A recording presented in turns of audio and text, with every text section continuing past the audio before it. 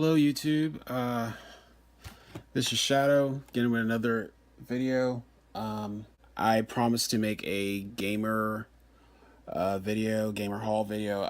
So much stuff I've got over the last couple weeks. So the biggest thing that's new with me right now is that I'm on kind of like a retro gaming kick, and I've been just buying a lot of stuff from back in the day that I remember playing a lot.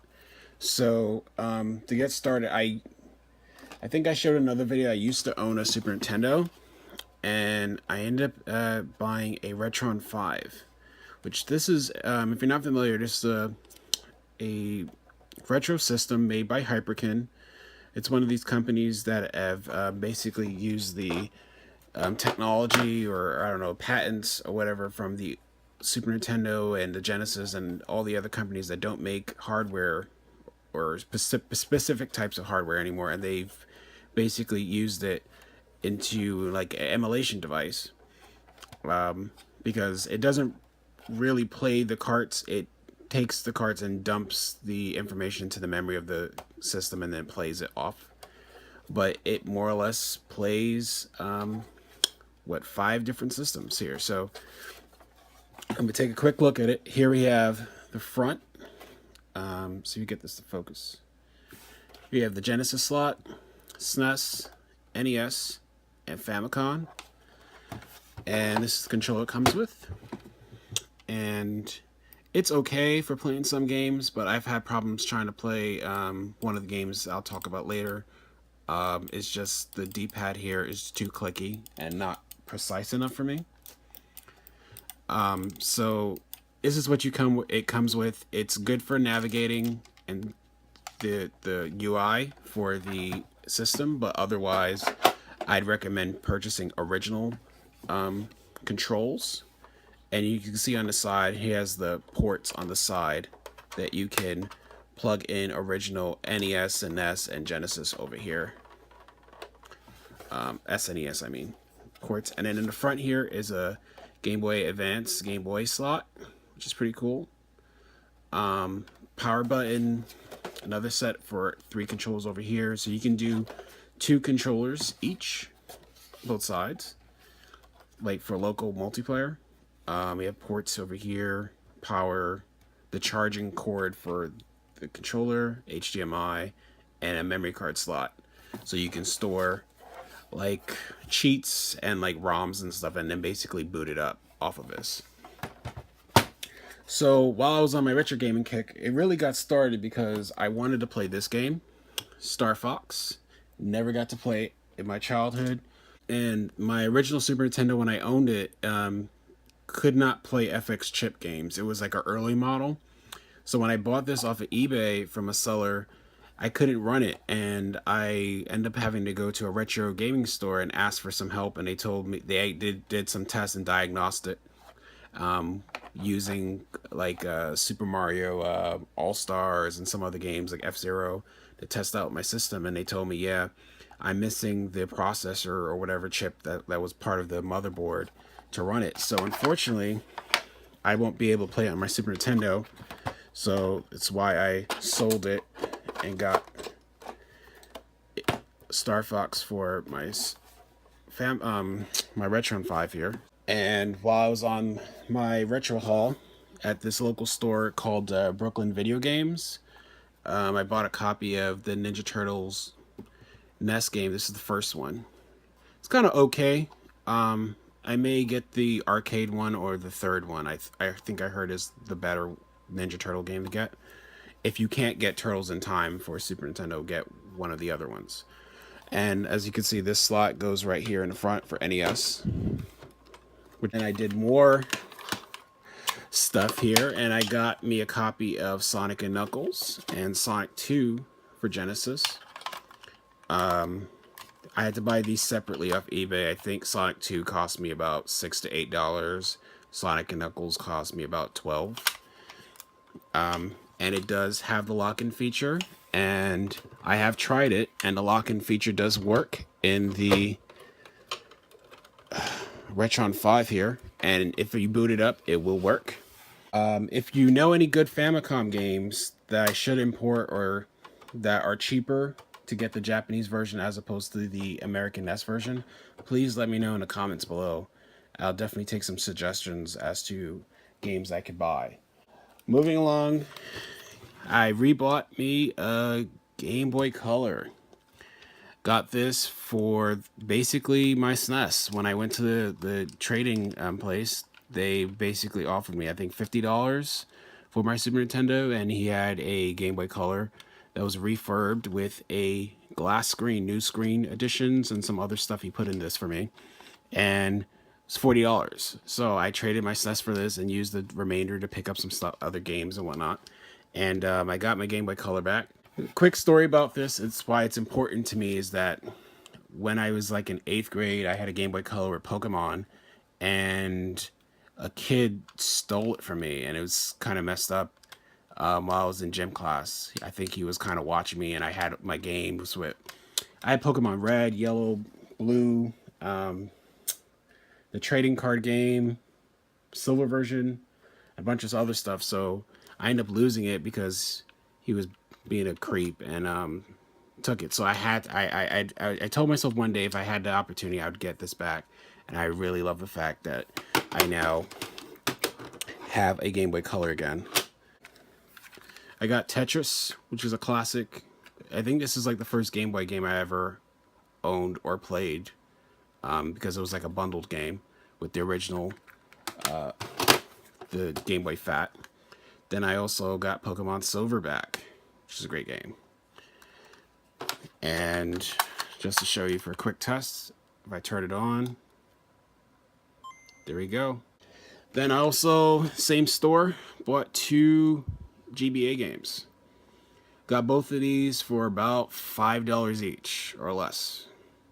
F-Zero, which is more or less the GBA version, was like a remaster of the Super Nintendo version. And Tony Hawk Pro Skater 3 for GBA. A game I owned as a child, and I played the mess out of this game, and it's amazing. Any of the Tony Hawk games on GBA, I would recommend as a cheap buy. Don't think I owned 2, but I think I owned the 3rd one and Underground or something on GBA, and those were good.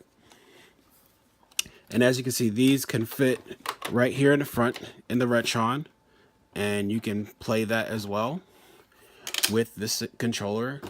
Now, with the Retron 5, I believe you can't actually leave all these in the system at the same time while you turn it on. You have to only leave one because I think it confuses the system which one you want to play. But you get the idea that this thing is multi faceted here. It allows you to do. It's so versatile to do so much. Last couple months ago, bought a Pi 3 board. I did not get the NES Classic, so I bought a Raspberry Pi, and I load up ROMs and stuff on this, and it worked, and it was great, but my flash card died, so I have to get it reflash my memory card and load back my ROM, so that's why I'm not playing this right now, or else I could maybe do more review or gameplay of this. But this thing is awesome, and it's a better alternative to buying the retro consoles outside of something like this if you own carts. But if you want just like the NES Classic or something like that with ROMs, only 30 games loaded on there, you can spend the same amount of money and get this and put hundreds and thousands of games actually on this. So that's just my opinion. More retro games. NBA Live 2001, PS1, game I owned as a kid. Great game. The disc is probably in my PS3. Yes, it is. There we go. Great game. Got this. As you see, $4.99 eBay, free shipping. Fun game. If you buy it on PS2, it's slightly better actually, but yeah, the PS1 copy's not bad. Pokemon Soul Silver version. Great game. I bought this for my trip to go to Florida. Got this at GameStop using trading credit from stuff I had. They had a great promotion a couple weeks ago. That was given like 60% extra credit on trade-ins, so I managed to get like $100-something in trading credit, and I basically paid for this and another game that's coming up actually, and I basically got those 2 for free. So I think that was pretty good. I'm going to be playing this so I can transfer my Pokemon from generation, was at 4 up to Pokemon Sun and Moon. I bought this actually for my Raspberry Pi, and I got it to work in limited amounts. But apparently, with a new firmware update, this thing works with the Nintendo Switch. And I can confirm you can pair this with the Nintendo Switch when it works. So I love it for that. And I love the classic design here. And it gives you 2 thumbsticks, 4 buttons, 2 triggers, actually 4 trigger buttons here, because there's 2 L buttons and 2 R buttons here. And it's really small and portable, and it's Bluetooth. And you can play mobile games on your tablet and your cell phone with this. So you can use this for a lot of things. And it's small, so small you can travel with it. Comes with a nice controller and packaging. Here's the box from the company's from, I think it's 8-Bit Dough it's called. Got this at Micro Center. It's pretty pricey. At $39.99 it's $40. But like I said, you can pretty much buy this as your be-all, end-all controller for anything you want, because it uses USB and it has Bluetooth functionality. You can even use this on PC. So I would definitely highly recommend this if you want a third-party controller. So you might be saying, yeah, wow, you bought all these systems and I covered all the GBA games I bought, but you don't have a GBA. Well, now I do. I bought a DS Lite at GameStop. This was really cheap, $30 I think it was for a refurbished one, and I spent like $5 or $10 more for a warranty, and put that in the back. So I got that so I can play Pokemon and also the GBA carts here. And you need this in order to transfer Pokemon and stuff because it has a dual cart feature. So basically you would get a GBA Pokemon game like Ruby, Sapphire, Emerald, and then transfer over to like Diamond, Pearl, Platinum, Heart Gold, Soul Silver, that way. It feels so small and like fragile to me now. I can't imagine like playing this as much as I did back then, but this is all I knew. And just for a quick size comparison, it's crazy to think about. Like, this is what the DS XL looks like. The 3DS new version looks like compared to the old one. It's massive, you know. So I can't even imagine like going back to this to play just DS games. But I will be using this for at least the GBA slot. And I might as well, with the Game Boy Color size comparison, they're about the same in profile, side to side, but this has the bump because it has to put AA batteries in the back, but it's about the same there. A few more things. Oh, well, I think I covered that. I also got a 3DS XL. This is my Galaxy version. It doesn't show it's the Galaxy version, but this is from GameStop. This is how I got my new 3DS XL. I might have talked about it in the video. I bought this so that I can play the Metroid reboot in September. And not reboot, remaster of Metroid 2. Because it's like, why would you go back to this after having a Switch? But Metroid is a very special, important franchise for me, and I really want to play that game, so I went back and got this about a month and a half ago. Well, since I talked about the Retron, I forgot to show the box off. Let me pull this back a little bit. This is the box the Retron comes in. You can see the features on the front. High definition output, multiple controllers, plays multiple systems, comes with a warranty and all that. Picked up King of Fighters 4. This is a Steelbook version, the launch version. This is for PS4, an exclusive. It's not on any other system. It may be PC, but it's not on any other console right now. Got this for $20 from, I think, Newegg. The starter kit, great deal. If you can find this at GameStop, it was less than $1. I put a hold on it. The lady, when she ringed it up, she couldn't believe that I got all this for like 48 cents. And last but not least, Final Fantasy XII, the Zodiac Age Steelbook Edition. Got this. as part of that trade-in that I did, like I told you earlier. So I basically was able to pay for this off completely and have cash left over.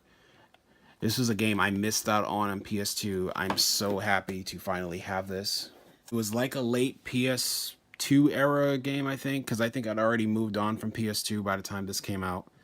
And it was a follow-up of 11, but 11 was online, and I think it needed the hard drive and all that. I didn't end up playing Final Fantasy. I went from 10 all the way to 13. I missed out 11 and 12 back then. So I'm really looking forward to play this one. Picked up the Hori Pikachu controller for Pokken Tournament. This got marked down to $10 at GameStop because I don't know if they're releasing other controllers or whatever for Pokken Tournament on Switch. But yes, you can use this controller on Switch for not just Pokken Tournament because it has a USB plug. And even though it's limited, it doesn't have sticks or I'm not sure if it has second triggers. It has at least one trigger. I don't know if it has second triggers on this, but I thought this was a really cool item to get for $10. So I definitely picked this up. I thought it was a steal. All in all, crazy unboxing haul. Whole bunch of like gamer based stuff that I've gotten in the last little bit. Really cool. Thanks again for watching. Appreciate it. Stay tuned for more videos from my channel. Like, comment, subscribe. Drop comments below. Again, especially let me know if you know any good Famicom games or anything you see here that I can get for cheap or you recommend. Yeah, this is Shadow signing out, and I'll see you in the next video. Peace.